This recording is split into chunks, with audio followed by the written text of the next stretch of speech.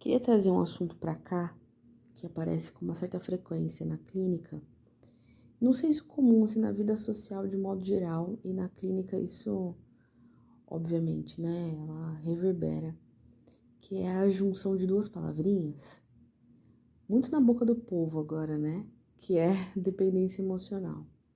Todo lugar que você vê, um psicólogo tá falando sobre isso, algum terapeuta tá falando sobre isso.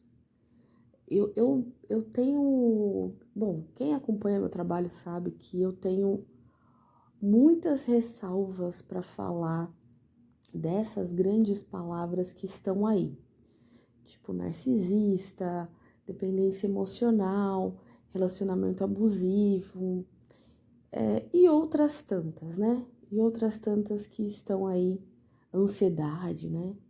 Que muita gente fala, muitos psicólogos, muitas pessoas envolvidas com saúde mental e não necessariamente psicólogos, mas estão falando. Qual que é a minha ressalva em relação a tudo isso? Eu tenho um certo receio de simplificar demais as coisas e a ética do meu trabalho esbarra aí. Principalmente quando a gente fala de Instagram, onde as coisas precisam ser, né, muito rápidas e muito simplificadas e 30 segundos é suficiente para explicar um conceito super complexo. E eu tenho resistências e muitas ressalvas em relação a isso. O que eu tô dizendo, né? O que eu tô fazendo esse parêntese? A dependência emocional em si é uma coisa que aparece na clínica. É claro, é óbvio. Quando ela aparece na clínica, ela tem uma outra forma, no sentido de que ali, no momento que a pessoa está falando, é o momento que ela está construindo a própria relação dela com o que ela está dizendo.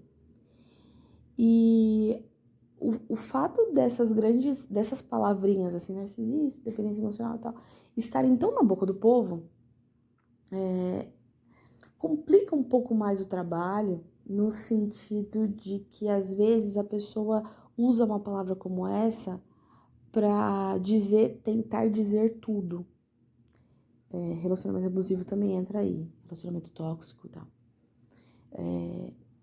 E numa análise a gente faz um processo diferente disso, que é um processo de desencadear as coisas. Então, numa análise, numa sessão, quando alguém fala sobre isso, fala sobre o sentimento de depender emocionalmente, a gente vai esmiuçar isso. Eu não posso, enquanto analista, supor que eu sei o que aquilo significa, né? É muito delicado isso. E aí, quando você convoca a pessoa para continuar a falar, e quando você abre esse espaço de eu não sei do que você está falando, me fale, é aí que a coisa pode ser criada, né? Então, quando a gente fala disso dentro de uma sessão de análise, é uma coisa completamente diferente de trazer para um conteúdo, né? E também, por que eu tô dizendo isso? Independentemente de ser uma coisa no caso a caso, no um a um, eu me senti também impelida a trazer um pouco disso para cá, justamente pela frequência com que isso acontece, com que isso aparece. E também de pensar em algumas coisas que se assemelham, embora, no caso a caso, muita coisa mude. Mas também de reflexões que eu mesma fiz do que eu venho ouvindo, né, e percebendo e sentindo, né, em relação a tudo isso, em relação à dependência emocional em específico. O que dá para perceber, assim, de uma maneira muito... Primeiro que a gente costuma dizer isso, as pessoas costumam dizer isso, usar essa palavra, na relação amorosa, né? Mas isso acontece e é perceptível em outras tantas relações também. O que eu penso também, o que eu percebo é que tem um movimento aqui falando exclusivamente de relação amorosa, tem um movimento de se fechar, um movimento do sujeito de se fechar para as outras coisas e centralizar a vida na relação amorosa, né? Ter o ponto da relação como um ponto central da sua vida. O que é a dependência emocional se não é o claro cenário de um sujeito, eu vou usar essa palavra aqui, no sentido de um sujeito regredido, porque se a gente for parar para analisar, né, a nossa sobrevivência só acontece porque a gente dependeu de um outro sujeito lá no início, né, da nossa vida. A gente chega no mundo num estado de dependência completo. E aí a gente precisa de um outro que nos nutra, né, que nos alimente, que nos cuide, que dê contorno para o nosso corpo, que dê nome pra gente, não só o nome próprio, mas que dê um sentido para nossa vida, que nos dê um olhar. E aí é por isso que a gente começa a se entender como alguma coisa no mundo, né? Nem ainda como alguém acontece depois, a gente vai construindo. Mas é por causa desse cuidado e desse olhar que a gente recebe bem lá no comecinho, né, da nossa vida, que a gente começa a entender aos poucos que a gente é alguma coisa. Só que essa separação acontece também, né? E importantíssimo e crucial que ela aconteça o fato da gente deixar de depender do olhar dessa pessoa que nos nutriu para poder começar a caminhar, começar a se dizer, né? Começar a falar das nossas vontades, começar a dizer sobre quem a gente é, sem depender de um outro, sem depender que outra pessoa diga quem a gente é. E quando eu uso regredido, né, no sentido já de uma relação amorosa, por exemplo, é justamente nesse sentido de o que é essa dependência emocional, se não é uma regressão para esse lugar, né, onde esse outro que me nutre é o centro da minha vida. E eu me vejo e me digo a partir disso e a partir dessa relação. O que dá para perceber é justamente esse movimento e principalmente o movimento que acontece quando essa relação acaba.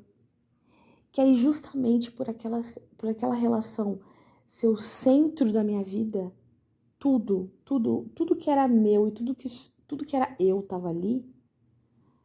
Quando essa relação acaba, parece que se quebra algo quase que interno.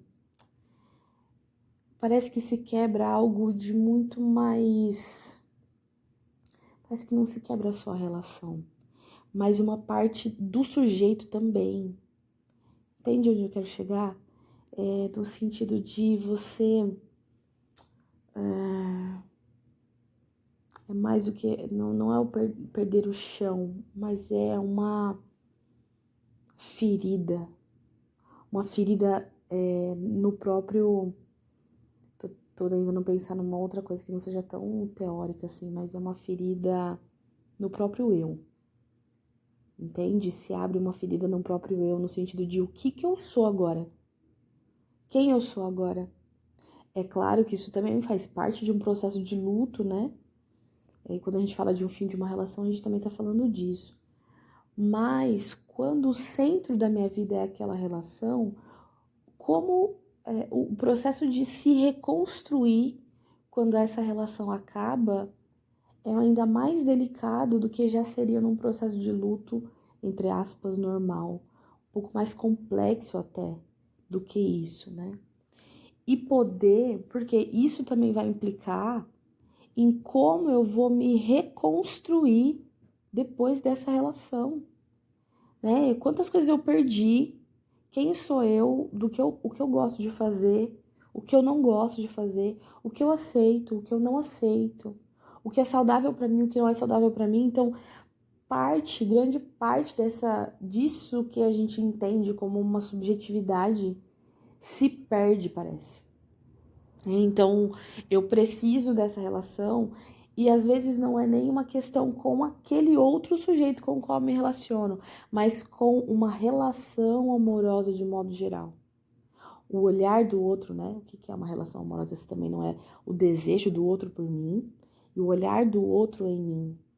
Lembra daquele estado regredido? A gente está falando aparentemente da mesma coisa, né? Um retorno para esse lugar onde eu só sou porque alguém diz que eu sou. Uma relação diz que eu sou. O olhar do outro diz que eu sou. O desejo do outro diz que eu sou. Então parece que o que corrobora também para que se estabeleça uma relação de dependência é um pouco, vou usar essa palavra de novo, mas um pouco dessa feridinha que ficou lá atrás, parece. E é lógico, né? Retomando, cada um vai dizer da sua própria relação com isso. Mas eu pensei bastante nisso essa semana, assim, de algumas, lógico, são conjecturas, né? Mas de algumas possibilidades que eu poderia trazer para cá. E justamente para a gente pensar junto, e aí você me fala se isso faz sentido, se encaixa, se faz sentido também, né? Porque é muito disso, né? A gente está construindo aqui com base no que a gente troca também. Não é um lugar de onde eu digo que tá certo, né? Não, muito pelo contrário. Mas pensei nisso bastante essa semana. Se esse lugar da dependência não é justamente um lugar, talvez, de ainda uma ferida aberta em relação à nossa própria história, né? E aí a gente chega num ponto também muito importante que a análise nos traz, muitas vezes, quando alguém chega falando disso, dessa dependência emocional, vai falar desse outro que abusa disso, né? Vai falar desse outro que manipula esse cenário para que isso se mantenha. E assim, muito longe de justificar algum comportamento abusivo que possa haver, muito longe disso, tá? Mas estou trazendo para cá uma questão que